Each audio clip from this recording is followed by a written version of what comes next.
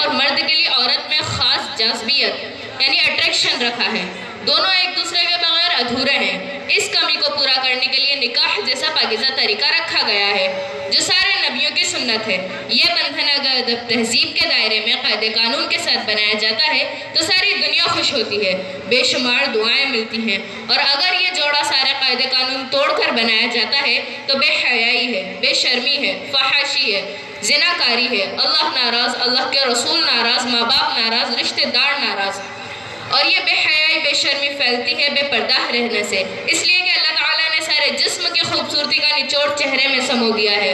قرآن اللہ کا بنایا ہوا قانون ہے، انسان کا بھلا اور برا اللہ سے بہتر اور کوئی نہیں جان سکتا، اسی لیے اللہ تعالیٰ نے انسانوں کی کامیابی کے لیے جو بھی قانون بنائے ہیں وہ انسانوں کے لیے سب سے بہتر قانون ہے۔ پردہ کرنے کا حکم اللہ نے دیا ہے۔ پردہ صرف برقعے سے ہی نہیں ہوتا، رسول اللہ کے زمانے میں تو برقعے ہوا ہی نہیں کرتے تھے، بلکہ کسی بھی طریقے سے غیر مردوں کی نگاہوں سے اپنے آپ کو بچانا ہی پردہ ہے، جس کو اسلامی تہذیب میں پردہ کرنا اور ہندی تہذیب میں گھونگھٹ کرنا کہتے ہیں۔ اس دنیا میں جھگڑا اور فساد صرف 3 چیزوں کی وجہ سے ہوتے ہیں: زر، زمین یعنی عورت، مال اور زمین جائیداد۔ اس دنیا میں سب سے پہلا قتل ایک عورت کے لیے ہی ہوا تھا۔ پردہ کرنے سے صرف عورت ہی کی حفاظت نہیں ہوتی بلکہ معاشرے اور سماج کی بھی حفاظت ہوتی ہے۔ عورت اگر بے پردہ ہوگی تو یقینی بات ہے کہ لوگ اسے دیکھیں گے، ایسی عورت خود بھی گناہ گار ہوگی اور لوگوں کو بھی گناہ میں مبتلا کرنے کی وجہ بنے گی۔ جیسے ایک با پردہ عورت بس کے اندر ایک ماڈرن قسم کی بے پردہ عورت کے پاس بیٹھ گئی تو اس نے اس مسلم با پردہ خاتون سے کہا، تمہیں اس برقعے سے الجھن نہیں ہوتی کیا؟ تمہیں اس میں گرمی نہیں لگتی؟ با پردہ خاتون نے جواب دیا، میں حجاب اس لیے کرتی ہوں کہ تمہارا گھر بگڑنے سے بچ جائے، اس لیے کہ اگر تمہارے شوہر نے مجھے دیکھ لیا اور وہ اپنی نگاہوں کو کنٹرول نہیں کر پایا تو بہن تمہاری زندگی برباد ہو جائے گی، تمہارے شوہر کی محبت تمہارے لیے کم ہو جائے گی، تمہارا شوہر وسوسوں کا شکار ہو جائے گا۔ گرمی تو مجھے بھی لگتی ہے لیکن دوسروں کا ایمان محفوظ رکھنے کے لیے میں خود تکلیف اٹھا لیتی ہوں۔ مجھے اپنا حسن نہیں دکھانا، مجھے تو اپنی انسانیت دکھانا ہے کہ میری وجہ سے کسی کا گھر برباد نہ ہو جائے۔ اللہ تعالیٰ کی طرف سے پردہ کرنے کا سب سے پہلے جن عورتوں کو حکم دیا گیا تھا وہ کوئی بازار و بے حیا بے شرم عورتیں نہیں تھیں بلکہ اللہ کے محبوب شہنشاہ عالم تاجدار مدینہ حضرت محمد صلی اللہ علیہ وسلم کے گھرانے کی عورتیں تھیں۔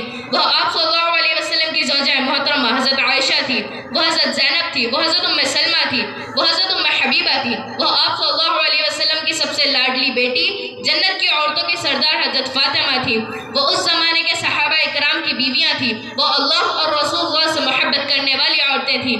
ایسی پاکیزہ خواتین کو پردے کا حکم دے کر اللہ نے بات صاف کر دی ہے کہ پردے کا حکم صرف کسی بدچلن اور بے حیا عورتوں کے لیے نہیں بلکہ اس دنیا کی تمام پاک باز اور پاکیزہ عورتوں کے لیے بھی ہے۔ اور جب اس حکم پر عمل کیا گیا تو یمن سے چل کر مدینہ تک کا سفر کرنے والی ایک اکیلی عورت پر کوئی غلط نظر ڈالنے والا نہیں تھا۔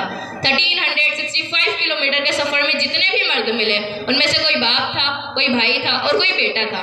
یہ اثر تھا اللہ کے بنائے ہوئے قانون پر عمل کرنے کا، لیکن جب عورتوں نے اس قانون کو نظر انداز کر دیا، پسے پشت ڈال دیا، عورتیں بے حجاب ہو گئی، بے پردہ ہو گئی اور میرا جسم میری مرضی جیسے بے خدا الفاظ بکنے لگی، تو آج ہم اس کا نتیجہ دیکھ رہے ہیں کہ ہمارے ملک ہندوستان میں عورتوں کے ساتھ بدسلوکی کے 31,677 کیس رجسٹر ہوئے ہیں صرف 1 سال میں، یعنی ہمارے ملک میں 86 کیس روز ہوتے ہیں، پاکستان میں 11 کیس روز ہوتے ہیں، اور یورپ اور امریکہ میں جہاں عورتیں بالکل آزاد ہیں وہاں ہر 2 منٹ میں 1 کیس ہو جاتا ہے۔